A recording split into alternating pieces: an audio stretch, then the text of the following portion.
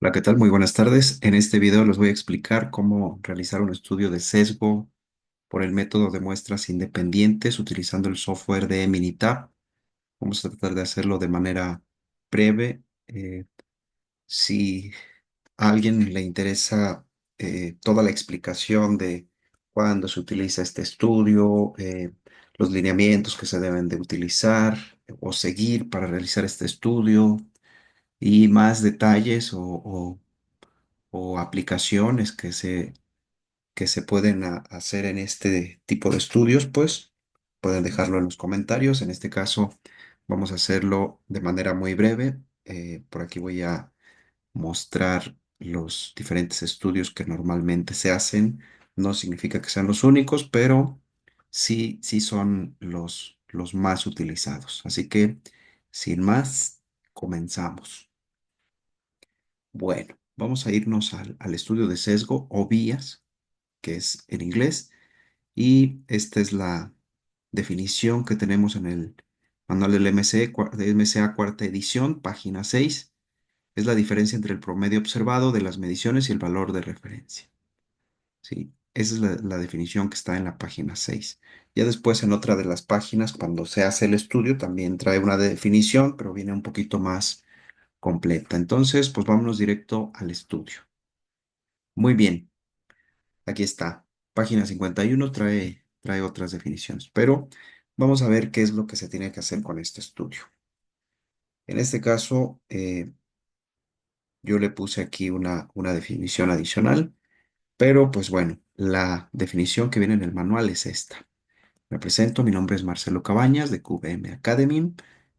Voy a estar ahorita explicándole estos pasos que se deben de seguir para este estudio y por acá tengo el ejemplo de un estudio de sesgo en un ejemplo de una industria médica donde fabrican dispositivos para pacientes con diabetes y aquí hay algunos parámetros que vamos a utilizar. Aquí están algunas mediciones y vamos a estar utilizando también el software Minitab, que es uno de los softwares más potentes para el análisis estadístico y pues esperemos que se pueda entender claramente. Y las dudas que surjan, por favor, hay que dejarlas en los comentarios y con todo gusto puedo ahí revisar y responderles en la medida de lo posible.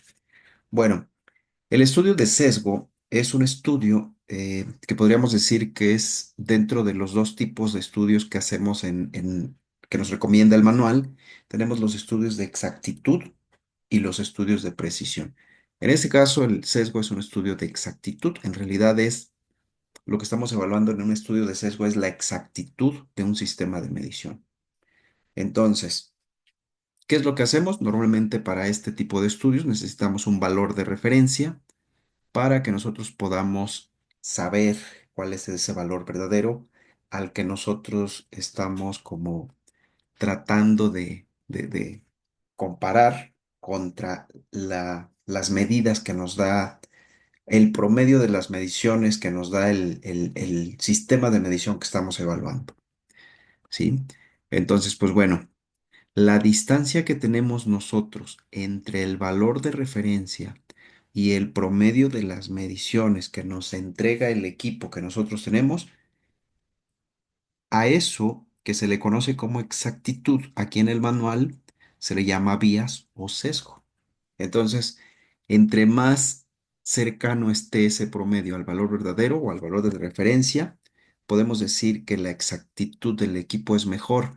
Y entre más alejado esté mi promedio del valor de referencia, podemos decir que la exactitud es, pues, peor, ¿no?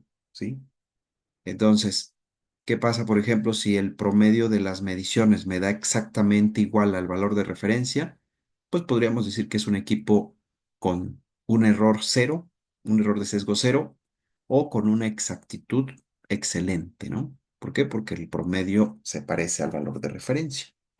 Voy a poner un ejemplo muy sencillo. Vamos a suponer, perdón, vamos a suponer que tengo un block patrón. Bueno, más bien, vamos a empezar por el sistema de medición. En la línea de producción yo tengo un calibrador Vernier Eh, o vamos a poner el ejemplo de un micrómetro, que espero la mayoría de ustedes ubique perfectamente qué es un micrómetro. Entonces, tengo un micrómetro con el que estoy liberando piezas en la línea de producción que es de 5 milímetros, ¿sí? O más bien, la pieza que estoy liberando es de 5 milímetros, ¿sale? Entonces, como estoy liberando solamente un número de parte o un tamaño de piezas de 5 milímetros, entonces a mí me interesa conocer el error que tenemos en ese micrómetro llamado sistema de medición. Eh, ¿Cuál es el error que tengo cuando mide 5 milímetros? Sí, porque ese es el tamaño de la pieza en este ejemplo, ¿no? ¿Por qué le llamamos sistema de medición a lo que hacemos con ese micrómetro? Porque lo que estamos evaluando no es nada más el micrómetro, sino que estamos evaluando todo el sistema. Y el sistema está compuesto pues de varias cosas, ¿no? Está compuesto del método que hayamos definido para medir, si es que está en una base eh, sujeto el micrómetro, pues esa base forma parte del sistema de medición. Si aparte nosotros ya definimos un método que hay que tomar la pieza con la izquierda, el micrómetro con la derecha y vamos a girar, vamos a acercar y al final con el trinquete, perdón, es con el que vamos a tomar la última o acercar la última, los últimos micrómetros de los dos pistones hacia la pieza, pues entonces ese método es parte del sistema de medición. Las personas o la persona que va a medir forma parte del método de medición, el medio ambiente, las piezas que se van a medir, el software, si es que hubiera un software actuando sobre ese equipo, todo lo que involucra un resultado de una medición, a eso se le llama sistema de medición, porque estamos evaluando todo. No solo nos estamos enfocando en las personas, no solo en el método, no solo en el equipo, sino en todo lo que compone ese sistema que nos da una medida. ¿Sale? Muy bien. Entonces, regresando al ejemplo, tenemos una pieza de 5 milímetros que estamos liberando con un micrómetro. Entonces, a mí me interesa saber cuál es el error de exactitud que tiene mi equipo a 5 milímetros. Por lo tanto, me voy al laboratorio de metrología y de mi set de blocks patrón que ya tengo calibrados, saco un block patrón de 5 milímetros. Ese block patrón trae un numerito por aquí que dice que es de 5 milímetros. Sí, eso es lo que se intentó cuando se fabricó este block patrón. Sin embargo, normalmente este block patrón queda ligeramente más pequeño o ligeramente más grande. O sea que de la fabricación ya trae un error de exactitud. Pero por eso lo mandamos a calibrar para saber cuál es ese error y cuál es el valor verdadero. ¿Vale? Bueno, vamos a suponer que cuando revisamos el certificado de calibración de este block patrón de 5 milímetros, nosotros revisamos y encontramos que en realidad este block patrón es de, lo voy a poner por aquí, 5,001. Vamos a suponer que se les pasó un micrómetro. A eso le vamos a llamar valor de referencia o valor verdadero. Vamos a ponerle valor verdadero. Listo. Ok, ¿qué hacemos con ese block? Pues ponemos en cero el micrómetro, luego lo abrimos, tomamos una lectura y luego tomamos otra lectura. Bueno, esto lo voy a poner, vamos a poner por acá, ¿no? Tomamos una lectura, luego después cerramos el micrómetro, volvemos a abrir y volvemos a tomar una siguiente lectura. Quitamos el block, cerramos el micrómetro, volvemos a abrir. Perdón, esta es lectura 2 y volvemos a tomar. ¿Cuántas mediciones deberíamos de tomar al menos, según MCA, al menos 10 lecturas. ¿Sí? Una vez que hayamos medido 10 veces ese block patrón y hayamos registrado las lecturas, a ese resultado le vamos a calcular un promedio. Es decir, las 10 lecturas que obtuvimos, le vamos a sacar un promedio. Listo.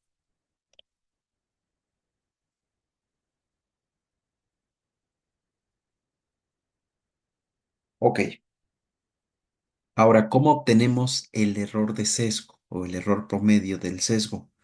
Pues simplemente la forma de hacerlo es que a este promedio le restamos el valor de referencia o el valor verdadero, que de hecho hay dos maneras de hacerlo, ¿no?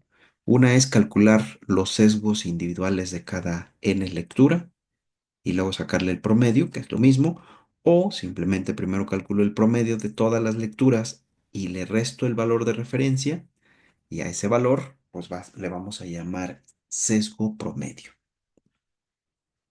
Esto que vamos a obtener nosotros de aquí es a lo que se le conoce como sesgo o vías en inglés. ¿Sale? Bueno, para ponerlo un poquito más claro el ejemplo, vamos a suponer que este promedio de estas 10 lecturas, digo, ahorita no pusimos valores porque no lo estamos haciendo directamente en vivo con una pieza y un micrómetro, con un blog y un micrómetro, sino que lo estamos poniendo a manera de ejemplo, pero vamos a suponer que este resultado promedio que nosotros obtuvimos nos dio 4,998. En teoría, nosotros lo que esperábamos era que nos diera en promedio 5,001. Eso significaría que tenemos un sesgo promedio de cero. Eso estaría genial. Pero normalmente nos van a salir algunas diferencias, ¿no? Este error podría ser negativo, podría ser positivo. Ahora sí que no importa si está hacia positivo o negativo, sino qué tan grande es y comparado con una tolerancia, qué tanto representa, qué tanto me afecta. Es lo que vamos a ver ahorita, ¿no? Bueno, vamos a suponer que este es el valor promedio de las 10 mediciones y pues ya tenemos aquí el valor de referencia, ¿no? El valor verdadero. Entonces, a ese valor promedio le vamos a restar el valor verdadero, que es 5,001, perdón, 5,001, y a ese resultado, que es un resultado negativo de 0,003, una disculpa por los números, es que el mouse no deja hacerlo muy bien, pero pues bueno, esperemos que sí se entiendan los números. 0,003. Si estuviéramos hablando de milímetros, pues esto sería 3 micrómetros y es negativo, ¿sí? 4,998 menos 5,001 nos da -0,003. Este valor negativo es lo que se conoce como el error de sesgo y es un error de exactitud o de localización. Entonces aquí el tema no es si es negativo o es positivo. Aquí el tema es qué tan grande o qué tan representativo es de mi tolerancia. ¿Sí? Entonces sí necesitamos tener una tolerancia, porque de lo contrario, pues ese valor puede verse muy pequeño, muy grande, pero no vamos a saber si es aceptable hasta que no lo comparemos con una tolerancia. ¿Vale? Muy bien. Entonces, vamos a completar este ejemplo, nada más para ver si queda más claro cuando hablamos de la tolerancia, que esa tolerancia, pues hay al menos cuatro maneras de obtenerla. Puede venir de un RIR, puede venir de un estudio de capacidad, puede venir de la variación del proceso o puede venir de la especificación dividida entre 6. y que es algo que vamos a ver más adelante, pero normalmente es la manera en cómo se puede obtener esta tolerancia.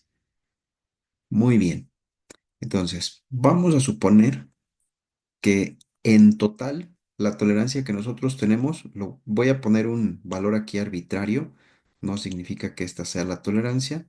Más adelante vamos a ver cómo poder calcularla, pero vamos a suponer que mi tolerancia es de 0,12 en la unidad que estemos hablando. Vamos a suponer que estamos utilizando milímetros. Eh, 0,12. Entonces, ¿cómo hacemos nosotros para saber si ese error que tenemos de 3 micrómetros es aceptable o no? Simplemente se hace una regla de 3. Y esa regla de 3 pues consiste en, pues, sacar qué tanto representa 0,003 de 0,12, que es igual al 100%. Y de hecho lo voy a poner aquí para que sea muy, muy fácil de entender. 0,12 es mi 100% de la tolerancia que tengo en total. Entonces la pregunta sería 0,003. ¿Qué porcentaje representa de 0,12? Este porcentaje es el que a nosotros nos interesa, ¿vale? Entonces, pues si hacen ustedes la operación, pueden ver qué valor es el que da. Y aquí no interesa si, para ese porcentaje no interesa si es negativo o positivo. Prácticamente ese signo solamente nos interesa o solamente nos va a ayudar en el sesgo, pues para saber si el error es hacia menos o hacia más. Para ahí nos sirve perfectamente. Pero ya para calcular el porcentaje, ese porcentaje solamente va a ir desde 0 hasta 100. Va a ser un valor absoluto, ¿sí? Entonces, de preferencia, pues que sea absoluto, ¿sí? Bueno, entonces, vamos a ver cuánto es lo que da esto. Nos da 2,5.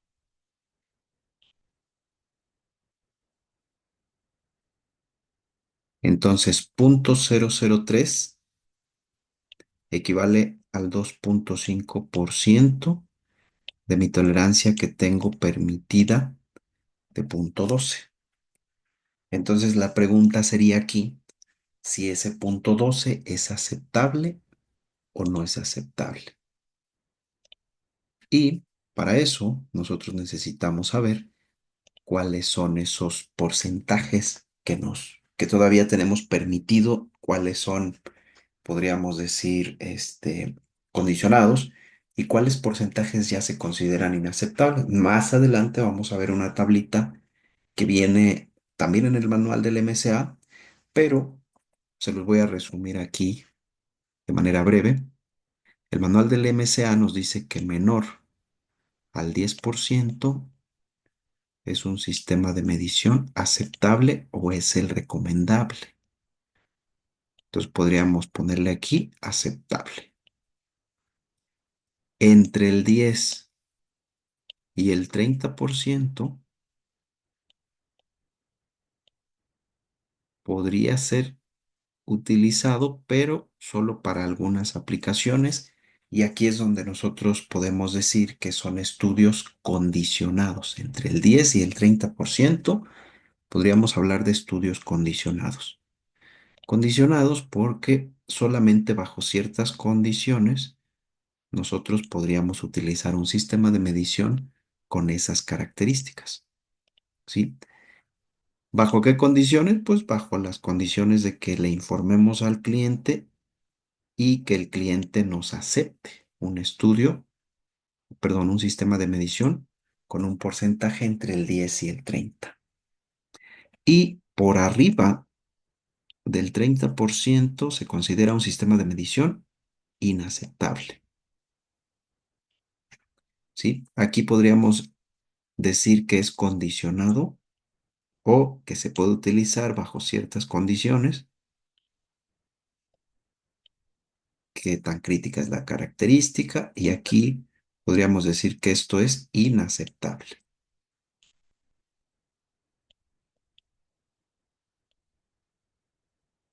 ¿Sale? Espero que esta parte se vaya entendiendo porque esto es algo de lo que nos dice el manual.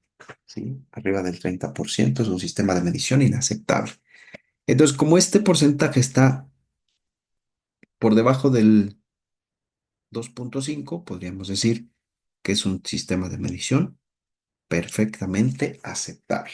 Y fíjense, así de fácil ya nosotros entendimos cómo se hace un estudio de sesgo por el método de muestras independientes, cómo se calcula el sesgo y cómo se calcula el porcentaje de ese sesgo que nosotros obtuvimos y los criterios que vamos a utilizar para saber si es aceptable o no es aceptable.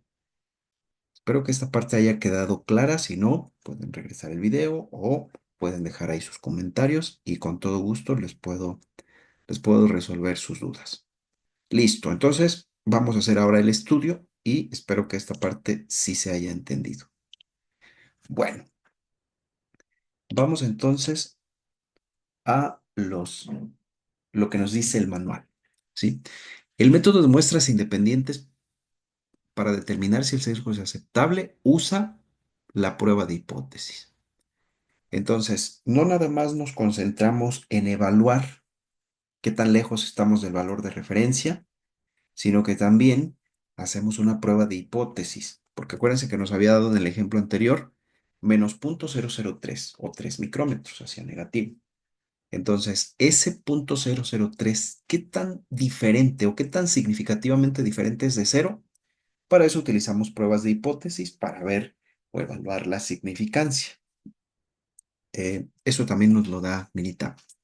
¿Qué más? Además de este sesgo que ya explicamos en el ejemplo anterior que cómo se evalúa, también tenemos un estudio de precisión. ¿Por qué es importante hacer este estudio de precisión? Bueno, simple y sencillamente porque nosotros estamos calculando un promedio que comparamos con el valor de referencia, pero la pregunta sería, ¿qué tan confiable es ese promedio que nosotros obtuvimos? Esa es la pregunta que nos deberíamos de hacer. Entonces, para saber qué tan confiable es ese promedio, nosotros necesitamos medir el error de repetibilidad, o más bien la precisión, que en MSA a eso le podemos llamar repetibilidad, error de repetibilidad. ¿Qué pasa cuando yo tomo una pieza o el mismo block patrón ese que hace rato estuvimos midiendo y empezamos a medir? Vamos a utilizar el equipo 1, ¿sí? Y yo tomo el block patrón de 5 milímetros, lo mido una vez, vuelvo a regresar en ceros a ceros el micrómetro, vuelvo a medir otra vez, otra vez, otra vez, y empiezo a obtener mediciones más o menos como esta, ¿no? Un poquito más grandes, un poquito más chicas, pero más o menos así es como obtengo los resultados de las 10 mediciones si yo las graficara en una tipográfica de control, ¿sí? Y ahora tomo otro micrómetro que le vamos a llamar equipo 2 y hago lo mismo, vuelvo a tomar ese mismo block patrón de 5 milímetros, que a lo mejor para este equipo posiblemente el error ahora sea hacia positivo. Bueno, entonces los datos a lo mejor me van a dar hacia positivo y esto es lo que nosotros encontramos después de graficar las 10 lecturas, por poner un ejemplo, ¿no? Entonces, si se dan cuenta, el equipo 1 repite bastante bien porque la diferencia entre una lectura y otra pues no se ve tan grande, ¿no? Comparado con este equipo 2, que sí podemos ver que la dispersión de los datos pues va desde aquí hasta acá y la dispersión de los datos del equipo anterior pues es una dispersión pues bastante buena, ¿no? Si nosotros viéramos la dispersión de este otro equipo, más o menos está por aquí, es más pequeña, ¿no? Entonces, podríamos decir que este equipo tiene una repetibilidad mejor y este equipo no, ¿sí? Entonces, en cualquiera de los dos casos yo estoy calculando un promedio, pero el promedio, que se me hace que es un dato más confiable, pues es el del equipo uno, ¿no? ¿Por qué? Porque hay menos dispersión, y eso significa que este promedio, pues, viene de datos que son más confiables, ¿sí? Entonces, por eso necesitamos medir la precisión con la que calculamos este promedio para ver si esa precisión es aceptable. ¿Qué tan aceptable es esa precisión? ¿Qué tanto podemos aceptar? Bueno, pues podemos utilizar los porcentajes. Nosotros medimos la precisión aquí en lugar de utilizar el promedio, porque con el sesgo utilizamos las medidas de tendencia central, promedio. Pero para la precisión o la repetibilidad, acuérdense que la dispersión se puede medir con rango o desviación estándar principalmente. No son las únicas, pero entonces para la precisión nosotros medimos la desviación estándar muestral y esa desviación estándar muestral la comparamos con la tolerancia y si si ese porcentaje que obtenemos nos da menor al 10%, entonces decimos que la precisión con la que obtuvimos el promedio para calcular el sesgo es aceptable, ¿sale?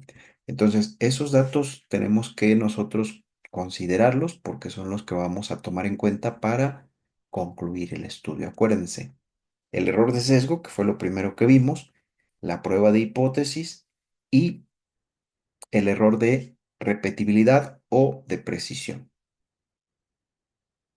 ¿sí? Bueno. Entonces, pues vamos a ver cuáles son los pasos para hacer un estudio de sesgo, ya para hacerlo y concluir con este estudio.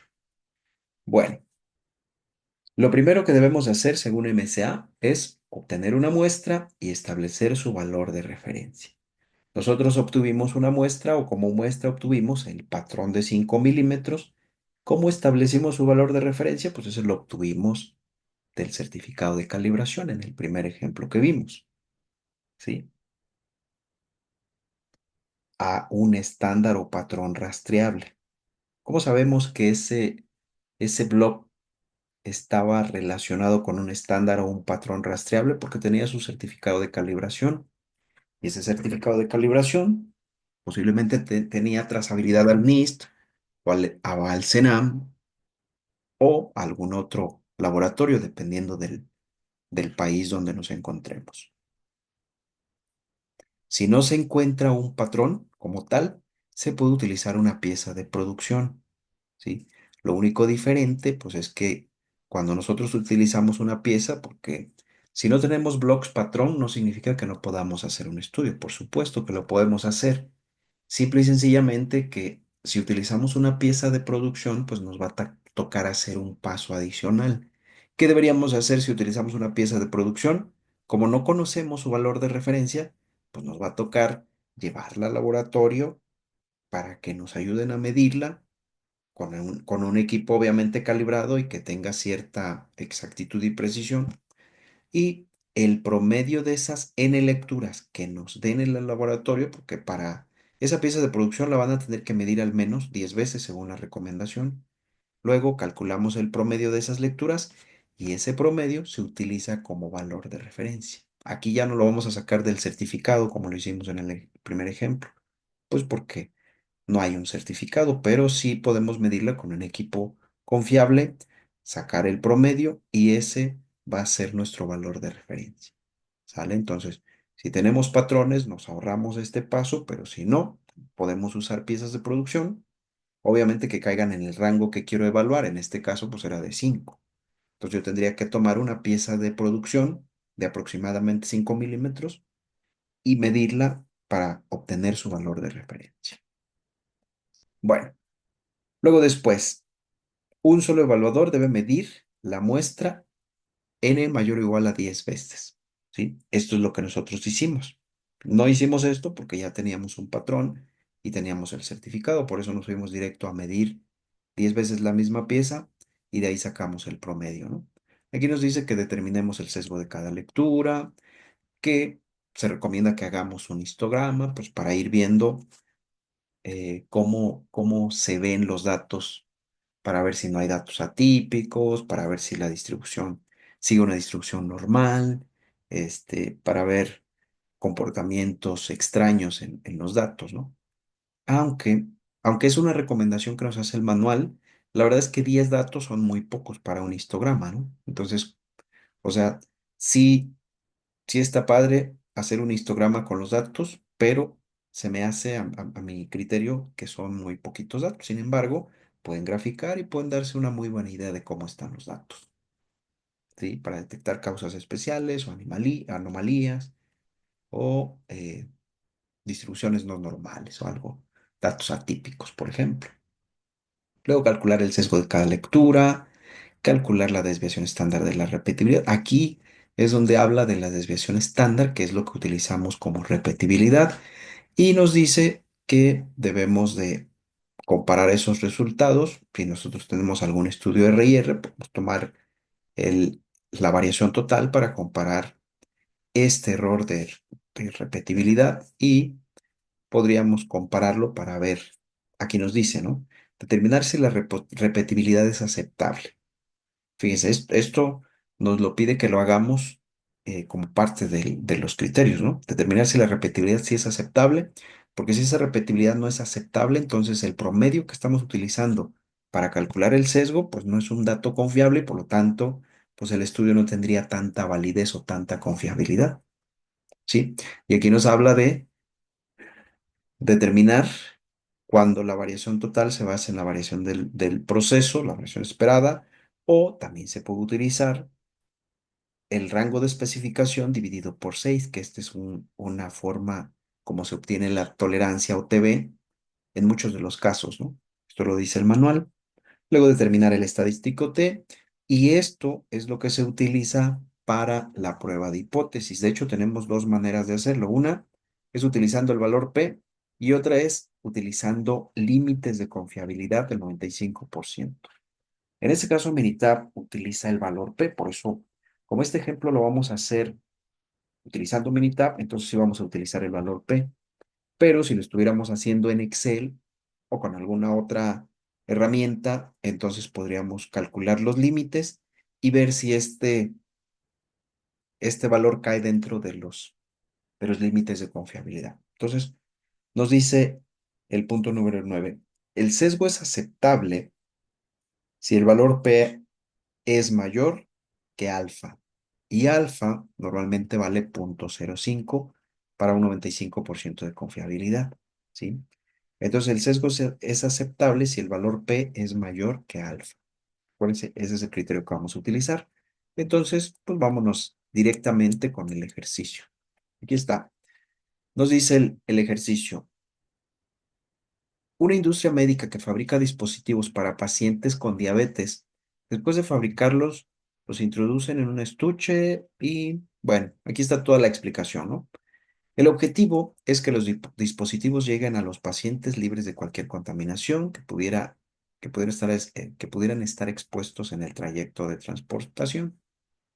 Se necesita conocer la confiabilidad del manómetro de presión que se utiliza en la máquina, donde se ajustan los parámetros de sellado o de la selladora para sellar los componentes donde van a ir dentro los dispositivos. La intención es que lleguen libre de contaminación. Para eso tenemos que asegurar que los componentes, los dos componentes que son como el empaquecito, tengan una hermeticidad perfecta y que no haya manera de que entre contaminación a los dispositivos. Entonces, tenemos más parámetros en la máquina selladora, pero ahorita nos estamos enfocando en el parámetro de presión, porque también tenemos tiempo y también tenemos temperatura. De hecho, la combinación de tiempo, temperatura y presión nos ayudan a sellar perfectamente esos empaques, ¿sí? Entonces, por lo tanto, esos tres parámetros son críticos. Como son parámetros del proceso, deberíamos asegurarnos que los sistemas de medición que estamos utilizando, en este caso es el manómetro de presión, el timer y el controlador de temperatura, tenemos que asegurarnos que están midiendo perfectamente, porque nosotros cada que llegamos a la máquina, seteamos, en este caso el manómetro lo seteamos a 180, a lo mejor el tiempo lo seteamos, no sé si en 8 segundos o en 10 segundos, Y la temperatura tal vez la ponemos en 250 grados Fahrenheit o lo que sea, pero ahorita nos estamos enfocando en uno de ellos. La realidad es que tendríamos que asegurarnos de que los tres equipos eh, se les pueda hacer un estudio de este tipo para ver si cuando nosotros seteamos, por ejemplo, el manómetro de presión, cuando nosotros lo seteamos a 180, ¿en realidad nos está dando 180 PSI? ¿O qué tal que lo seteamos a 180, pero en realidad nos está dando 170 o 175? ¿O qué tal que nos está dando 190 o 200 PSI? Por eso nosotros conectamos un patrón de presión en serie con este manómetro, y si yo seteo o si yo pongo la bomba a 180 PSI, como es lo que estamos haciendo aquí, pues yo esperaría que el manómetro de presión que tiene la máquina me diera también 180 PSI. Y si no, entonces significa que nos está dando algo diferente. Entonces, vamos a suponer que estos equipos ya están conectados, conectamos el manómetro patrón a la máquina y nosotros con la bomba del manómetro patrón, perdón, nosotros presurizamos hasta llegar a 180 y mantenemos ahí la presión, y luego revisamos el manómetro de la máquina y lo que encontramos es que nos da 180,1. ¿Sí? Al igual que el ejemplo que ponía del block patrón, aquí también necesitamos que se hagan al menos 10 lecturas. Entonces, ¿qué hacemos? Despresurizamos totalmente el manómetro patrón, lo llevamos a cero y luego volvemos a subir hasta 180 y registramos la siguiente lectura. Hacemos lo mismo. Despresurizamos, volvemos a subir a 180 y registramos la tercera lectura. Lo mismo y así sucesivamente. La realidad es que estos valores deberían de ser muy similares en los 10 intentos o en las 10 mediciones. Pero pues aquí podemos ver que de repente nos pasamos a 180,1, 179,9 y de repente sí nos daba 180, pero digamos que esto es, de alguna manera es normal, ¿sale? Entonces, estos son los valores de referencia, o más bien los valores que nos da el patrón a la presión que nosotros subimos el manómetro patrón, y estos son los resultados de cada una de las lecturas. En todos los casos fue el único patrón. Le pusimos aquí patrón o parte uno, pues porque solo utilizamos un máster de presión. Si hubiéramos utilizado algún otro, aquí le pondríamos el patrón 2 y luego más abajo el patrón 3, pero no, en este caso solamente fue un patrón. Ahora, MSA nos pide o nos recomienda que al menos tomemos 10 lecturas. Con esto hubiera sido más que suficiente. Sin embargo, aquí le pusimos 15 lecturas. En total aquí son 15 lecturas. No pasa nada si le ponemos lecturas de más. El problema sería que le pusiéramos menos de 10 porque serían muy poquitos datos para hacer un estudio de sesgo. Entonces, 10 lecturas o más está bien. ¿Sale? Bueno, ahora ya tenemos aquí los datos del patrón, que siempre en todos los casos fue el patrón uno, el valor de referencia en las 15 lecturas y las 15 lecturas. Lo único que nos faltaría para este estudio sería obtener la tolerancia. ¿Cómo obtenemos la tolerancia? Bueno, pues aquí están la especificación. ¿De dónde sale esto? Pues de la hoja la hoja de operación o la instrucción de trabajo que tenemos en la máquina, que nos dice que esa máquina debe de estar a 180 más menos 2 PSI.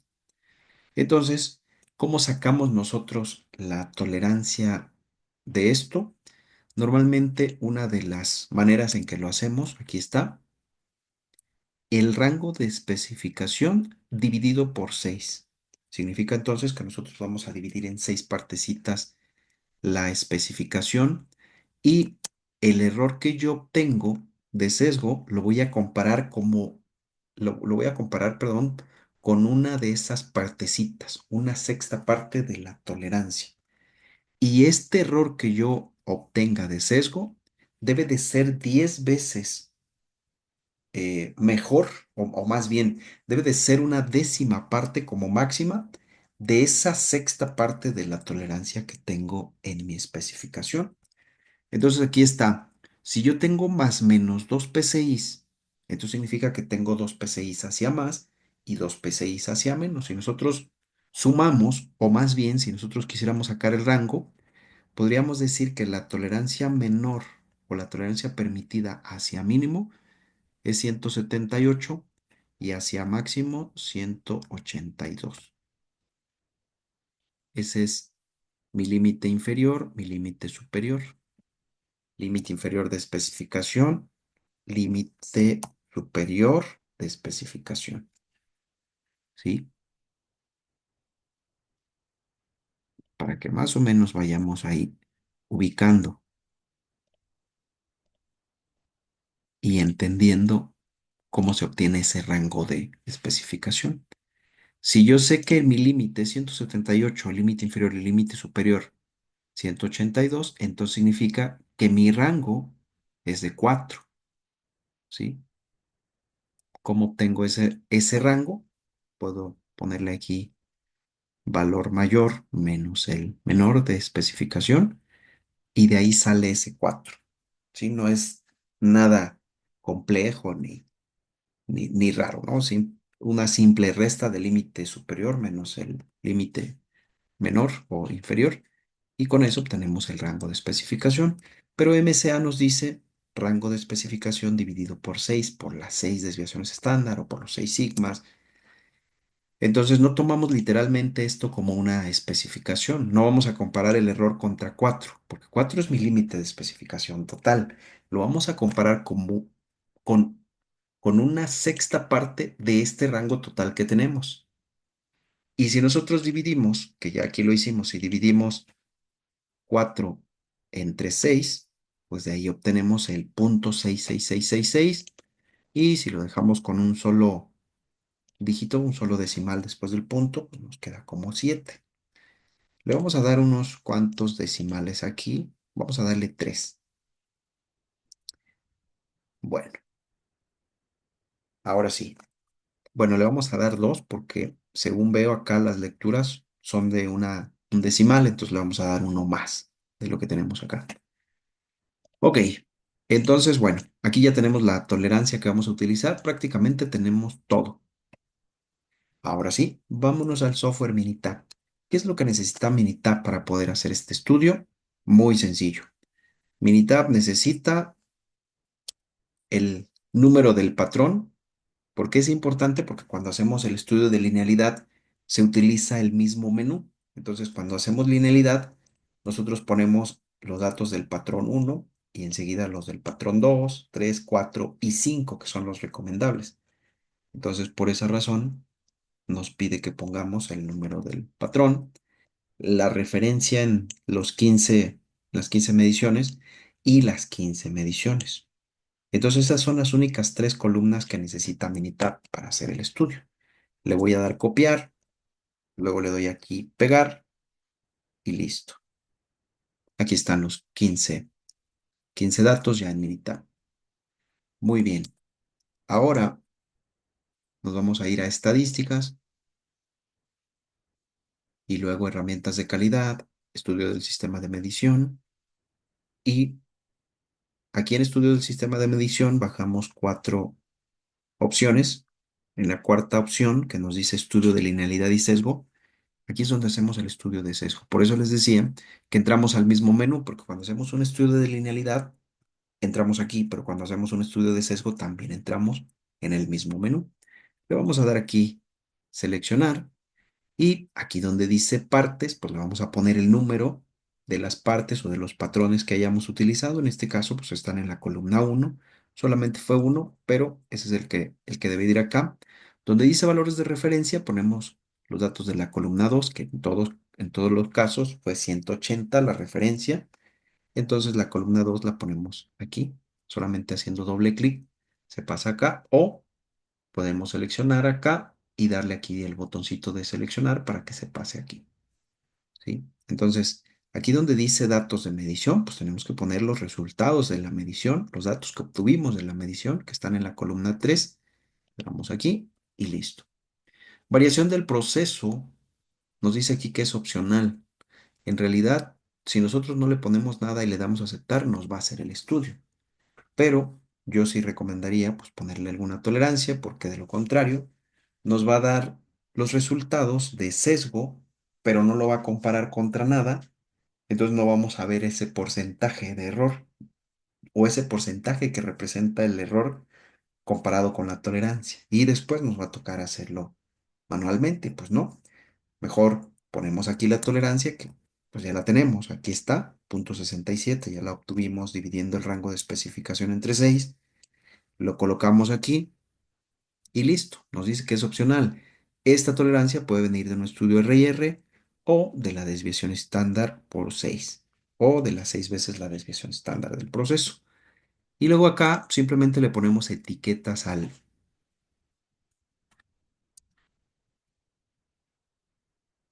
a la gráfica que vamos a obtener. Manómetro, fecha del estudio, pues aquí le ponen la fecha, el día en que hayan hecho el estudio, notificado quién, la persona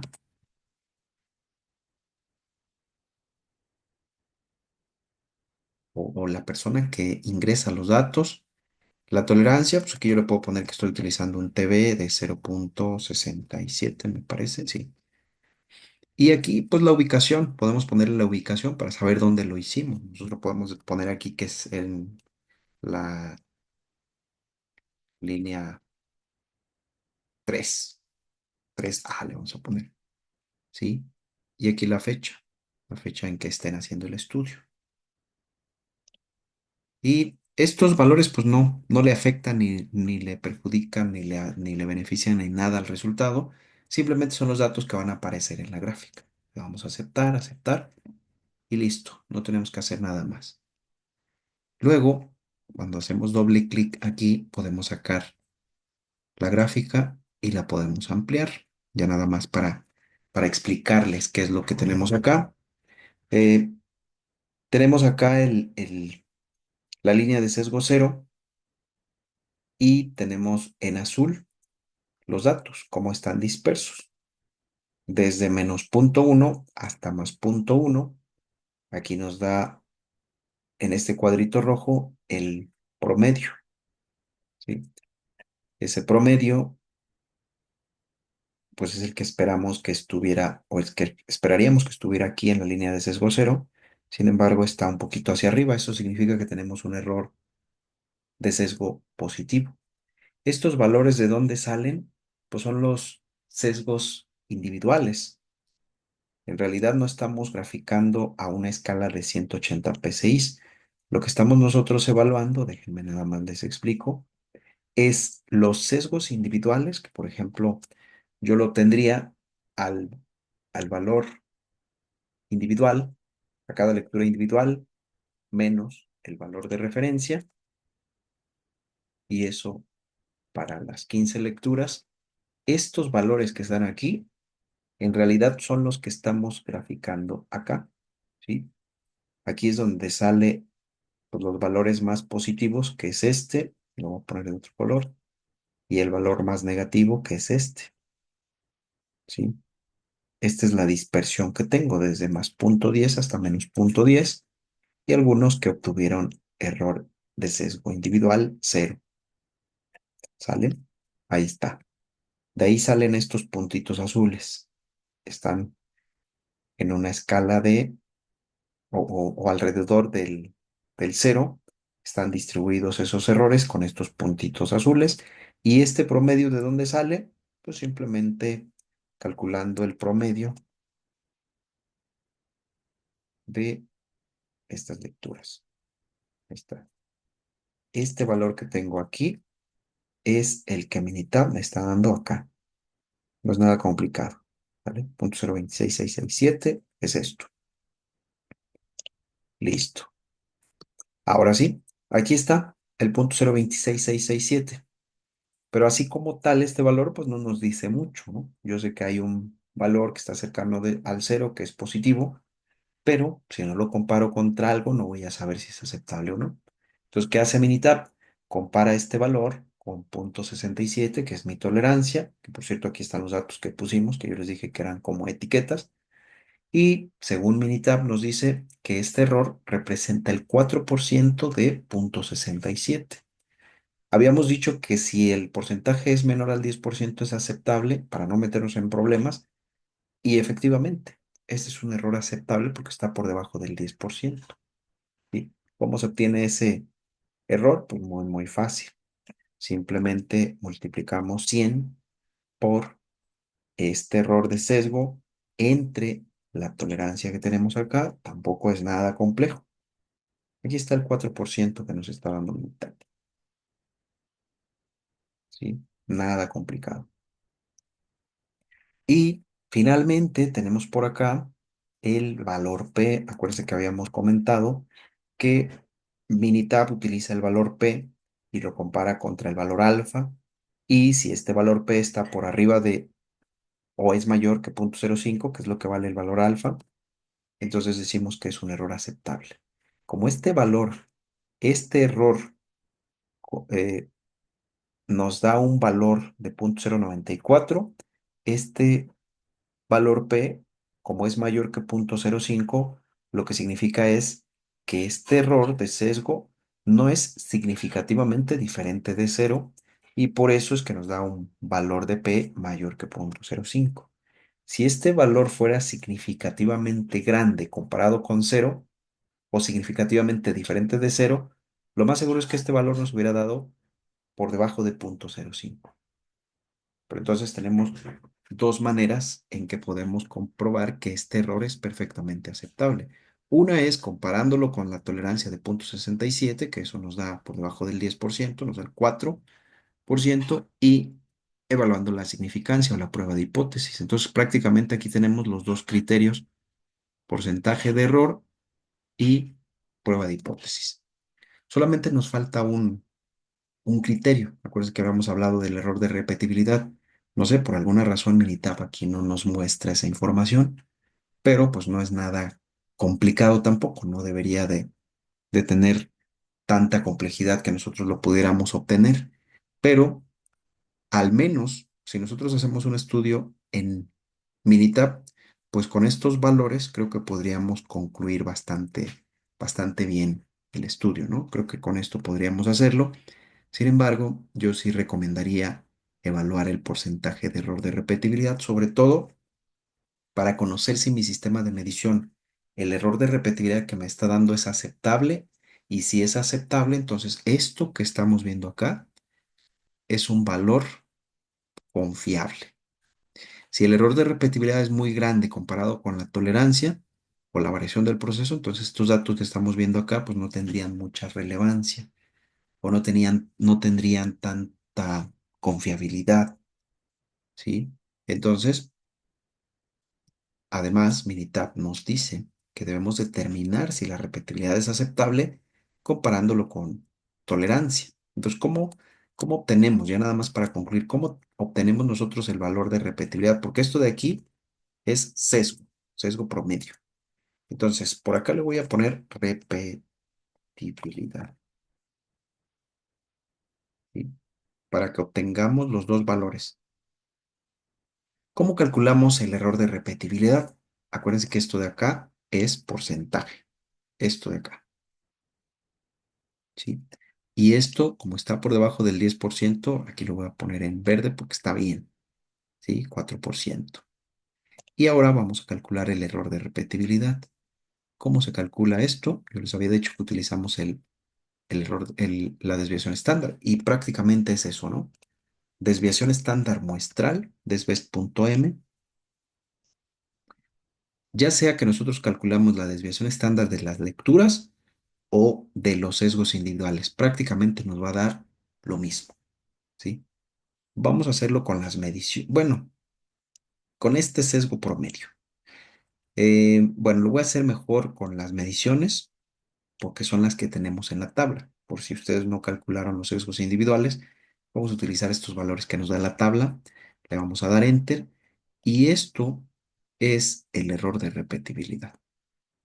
Digamos que estos son los valores numéricos: error de sesgo promedio y error de repetibilidad, pero necesitamos compararlo contra la tolerancia. y simplemente hacemos lo mismo, 100 por este entre tolerancia. Y listo, ahí quedó. El porcentaje que nos está dando es 8,9%. ¿Sale? Entonces, 8,9%, por supuesto que está por debajo del 10% y por supuesto que también es aceptable. Con esto lo que nosotros confirmamos es que el error de sesgo, perdón, que el promedio que estamos nosotros calculando que estamos utilizando, perdón, para calcular este sesgo promedio es aceptable, es un dato confiable. ¿Por qué? Porque el error de dispersión que se tiene para sacar ese promedio es por debajo del 10%. ¿Sale? Entonces, la conclusión de todo esto es que este sistema de medición es un sistema de medición aceptable, aunque tiene un sesgo positivo de 0,026, representa solamente el 4% de mi tolerancia total y no es significativamente diferente de cero según la prueba de hipótesis utilizando el valor P comparando con el valor alfa. Y ya vimos que estos datos que se utilizaron para calcular el promedio traen un error de repetibilidad del 8,9%, por lo tanto, todo los datos utilizados y el sistema de medición son aceptables. Espero que esta explicación haya quedado clara y si no, cualquier duda, por favor déjenla en los comentarios y con todo gusto les puedo ayudar para aclarar las dudas. Muchas gracias por su tiempo y hasta un próximo video.